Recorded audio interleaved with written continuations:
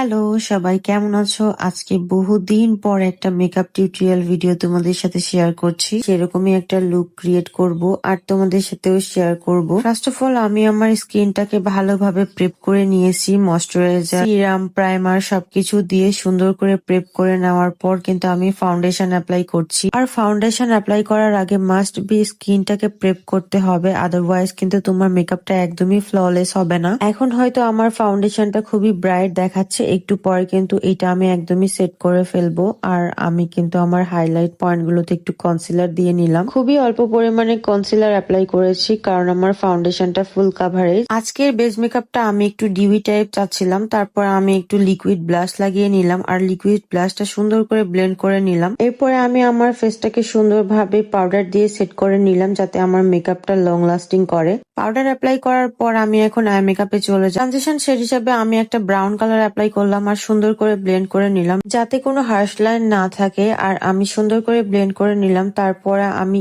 Yellow আর orange কালারটাকে নিয়ে একটু blend করে দিলাম। এরপর আমি এখন কাট ক্রিজ করে নিব। আর কাট ক্রিজটা যদি একদম ফিনিশিং ভালো না হয় তাহলে কিন্তু পুরো আই লুকটাই নষ্ট। ইয়েলো আর রোজ গোল্ড দুইটা শিমার কিন্তু আমি মিক্স ম্যাচ করে অ্যাপ্লাই করেছি। এরপরে আমি আউটার কর্নারে একটু ডার্ক ব্রাউন দিয়ে ভালো করে ব্লেন্ড করে নিলাম। এরপর আমি আইলাইনার অ্যাপ্লাই করে কিন্তু আমার আই মেকআপটা কমপ্লিট করে ফেলেছি। আর এটা হচ্ছে আমার আই মেকআপের ফাইনাল লুক। যদিও আমি ল্যাশ অ্যাপ্লাই করব না, মাস্কারা দিয়ে কভার করে নিব। ল্যাশ অ্যাপ্লাই করলে একটা মেকআপ লুক আরো বেশি সুন্দরভাবে ফুটে ওঠে। এরপর আমার ফেসটাকে ব্রঞ্জিং করে নিলাম, দেন ব্লাশ, হাইলাইটার সবকিছু দিয়ে আমি আমার মেকআপটাকে কমপ্লিট করে নিলাম।